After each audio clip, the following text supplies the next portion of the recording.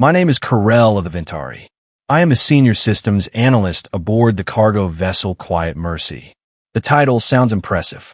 In reality, it means I stare at blinking lights while hoping nothing explodes. 3 days ago, something exploded. Not dramatically. No fireballs. No heroic music. Just a soft pop inside the engine chamber, followed by the entire ship, making the mechanical equivalent of a tired sigh. Then everything stopped. Our warp drive died. Now, for a Ventari ship floating in the middle of an empty trade corridor, that is not merely inconvenient. That is the cosmic version of being stranded in the desert with a broken wheel. Except the desert is endless space, and the wheel is a reactor that costs more than a small moon. Captain Oren stared at the control panel. Report. I checked the diagnostics again. Then once more, because denial is a powerful coping mechanism. The warp core is offline. Power relays are melted. Navigation systems are half dead. The captain folded his forearms slowly. And the repair drones? I sighed. Also dead. Wonderful. The crew gathered around the bridge console. 7 aliens. 1 broken ship. 0 solutions. First Officer Mayla clicked her mandibles nervously. So we sent a distress call? I shrugged. Sure. Why not? Perhaps someone out there enjoys rescuing idiots who fly through asteroid storms. The captain glared at me. To be fair, the asteroid storm was not technically my fault. I only calculated the route. Mostly correctly. The distress signal went out. Then we waited. 1 hour. 2 hours. 10 hours. Nothing. Space is very quiet when nobody answers. By the second day, the mood on Quiet Mercy had reached what I like to call the silent panic stage. Nobody said the word doomed, but everyone thought it. Maloff finally spoke. No one is coming. Captain Oren rubbed his forehead plates. This trade route is usually busy. Usually, I replied. But right now it appears the galaxy has decided to ignore us. The captain sighed. Keep the signal running. Another 12 hours passed. Then something happened. The communication console beeped. Every head snapped toward the sound. I stared at the screen. Incoming transmission. Unknown vessel. I opened the channel. A voice came through the speakers. A human voice. Hello. Distress signal origin. This is civilian vessel Patchwork Star. Anyone alive over there? The bridge went completely silent. Humans. Now let me explain something important. Humans have a reputation. Not a bad reputation exactly. Just confusing. They build ships that look like they were assembled during a storm, using spare parts and optimism. Their engineers treat safety regulations like polite suggestions. And yet somehow their machines keep working long after logic says they should fall apart. Captain Oren leaned closer to the microphone. This is cargo vessel Quiet Mercy. Our warp core has failed. We are unable to travel. The human voice responded instantly. Got it. Engine failure. I can take a look. I blinked. You can what? Take a look. At the warp core. Yeah. I looked at the captain.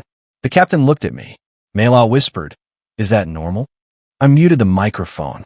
Captain, human engineers are unpredictable. He unmuted the channel anyway. Permission granted. 10 minutes later, the human ship appeared on our scanners. It looked exactly how I expected. Terrible. Panels of different colors. Antennas pointing in random directions. Something that looked suspiciously like duct tape holding part of the hull together. The ship docked with our airlock, and the human stepped inside. He was tall, slightly messy brown hair, grease stains on his clothes, a tool bag hanging from one shoulder. He looked around our pristine Ventari corridor and smiled. Nice place. Real clean. Captain Oren greeted him. I'm Captain Oren. The human extended his hand. Name's Luke. Then he glanced at me. And you must be the stressed engineer. I'm not stressed. You have the face of someone who just watched their engine explode. I paused. That is accurate. Luke laughed. Don't worry. Let's go see the damage. We walked to the engine chamber. Luke stepped inside. Then he whistled. Oh wow. That is never a good reaction. I crossed my arms. Yes. The plasma regulators burned out. He crouched beside the reactor casing. Opened a panel. Looked inside. Then he started laughing. Actual laughter. Captain Oren frowned. Is something amusing? Luke wiped his eyes. Oh, this is great. Great. You guys shut down the whole ship because of this. My antenna twitched. The warp core collapsed. Luke shook his head. Nope. He pointed inside the panel. Your fuel injector got stuck. I blinked slowly. What?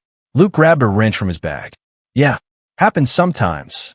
He tapped the component twice. Then he kicked the side of the reactor casing. There was a loud clunk. The warp core hummed back to life. Lights across the chamber flickered on.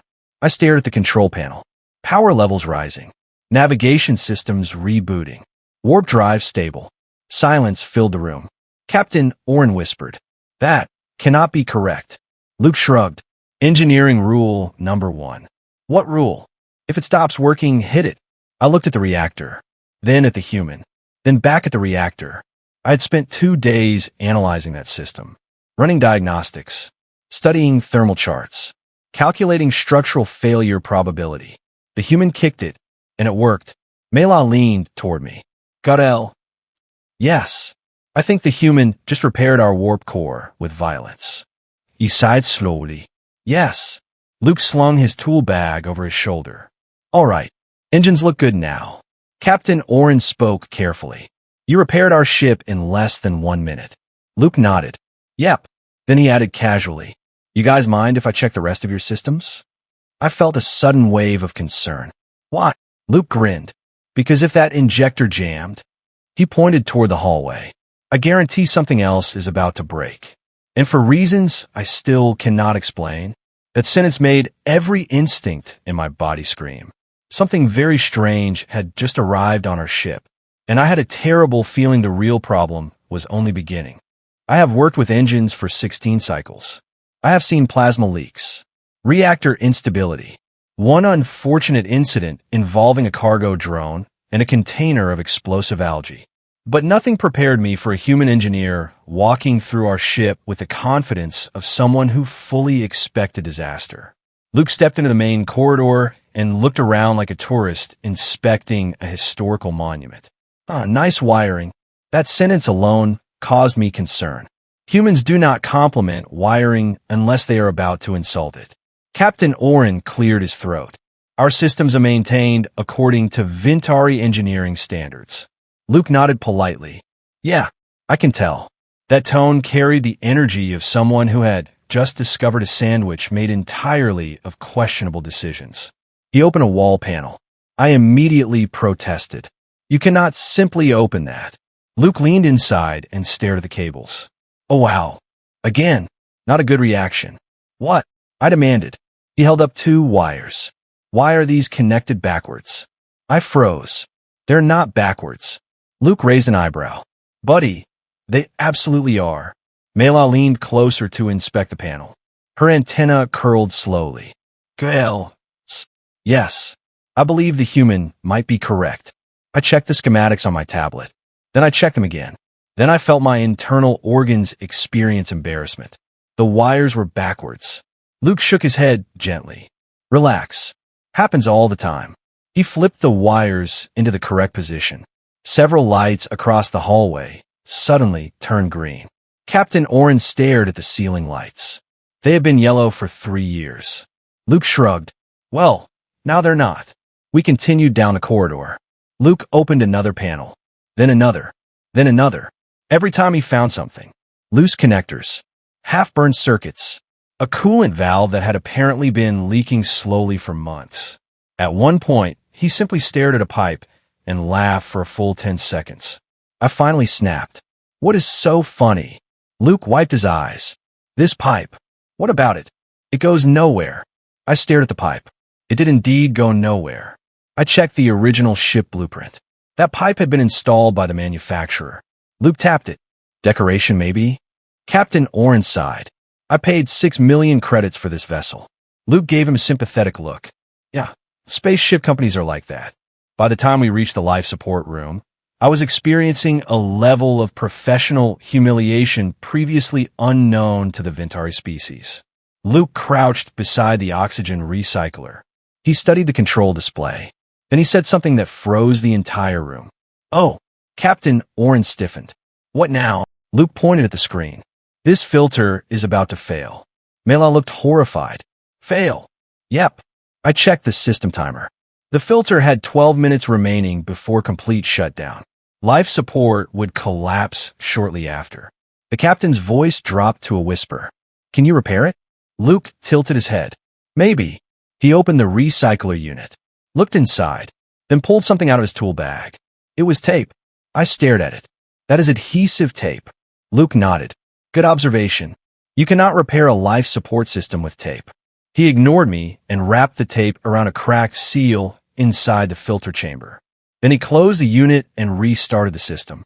The timer reset. Life support stabilized. Oxygen levels normalized. The entire room stood frozen. Mela whispered quietly. He repaired the oxygen recycler with tape. Captain Oren spoke very slowly. I believe he did. Luke stood up and brushed dust off his hands. All right, that should last another year or two. My brain was beginning to hurt. You solved 3 major mechanical failures in less than 20 minutes. Luke smiled. Engineering is mostly about looking at problems from weird angles. Captain Oren studied him carefully. You answered our distress signal immediately. What? Luke shrugged. I was nearby. Many ships passed this corridor. Yeah, but only you stopped. Luke leaned against the wall and thought for a moment. Then he said something very simple. Space is big. If someone calls for help, you help. The bridge alarm suddenly beeped. I checked my tablet. Captain, report. Multiple vessels approaching.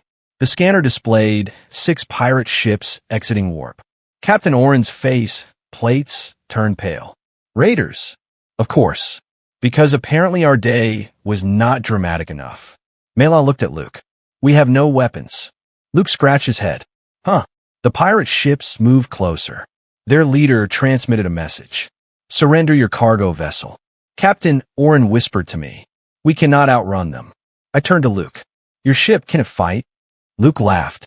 Oh, absolutely not. That was not encouraging. Then he suddenly snapped his fingers. Wait. He looked at me. Guttel. Yes. Your warp engine works now, right? Yes. And those wires I fixed? Yes. And the coolant system? Yes. Luke grinned. Perfect.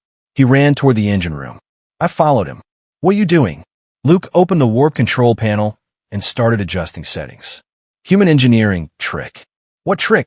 He rerouted power from 3 different systems. Then he increased reactor output beyond recommended limits. My eyes widened. That is extremely unsafe. Luke smiled. Probably. Outside, the pirate ships were preparing to board. Luke finished his adjustments. Then he looked at me. When I say go, hit the warp button. That will overload the drive. Yep. Captain Oren's voice came through the intercom. Boarding ships incoming. Luke raised his hand. Now. I pressed the warp control. The engine screamed. Energy surged through the ship. Then the quiet Mercy vanished into warp faster than any cargo vessel should ever move. Inside the engine chamber, every alarm in existence started screaming. Luke watched the reactor carefully. Then he calmly lowered the power levels. The engine stabilized. Silence returned. I slowly looked at him. You nearly destroyed the ship. Luke nodded. But we escaped. Captain Oren entered the room moments later. His voice trembled. You saved us. Luke shrugged. Just basic engineering. I stared at him. You repaired our ship, fixed our systems, and outran 6 pirate vessels. Luke grinned. Yeah. Then he picked up his tool bag. Anyway, I should get back to my ship. Captain Oren blinked. You are leaving? Luke nodded. Engines are good now. Mela looked confused. You expect nothing in return? Luke thought about it. Then he said, actually, one thing. What? He pointed at the useless pipe. Please remove that pipe. It bothers me. And just like that, the strangest engineer in the galaxy walked back to his messy little ship and left. I watched the patchwork star disappear into the stars. Then I looked at the repaired systems across our vessel. Captain Oren turned toward me. Guttel. Yes, Captain. If the humans ever decide to run the galaxy. He paused. I suspect they will fix it. For the first time in 3 days. I laughed. So what do you think? Was Luke the luckiest engineer in the galaxy or the most dangerous one? Tell me in the comments. And if you enjoyed this HFY story, Don't forget to like the video and subscribe for more amazing sci-fi stories.